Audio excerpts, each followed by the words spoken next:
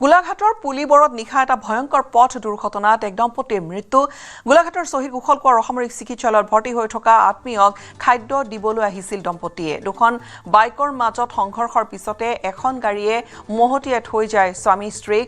দুৰ্ঘটনাত হিতাতে মৃত্যু হয় প্ৰীতম ৰাজপুত আৰু দীপা ৰাজপুতৰ। দুৰ্ঘটনাৰ পিছতে গাড়ীখন জব্দ কৰে গোলাঘাট আৰক্ষীয়ে।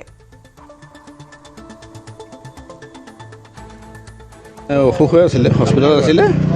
তেখেতক ভাত দিব আহিছিলে ল'ৰা আৰু মোৰ ডাঙৰ ল'ৰা আৰু বোৱাৰী। এই তেনেকুৱাতে পদুমণিত এক্সিডেণ্ট হ'ল বুলি গম পাইছোঁ পুলিবৰ। এই আহি পাইছোঁ। প্ৰীতম ৰাজপুত।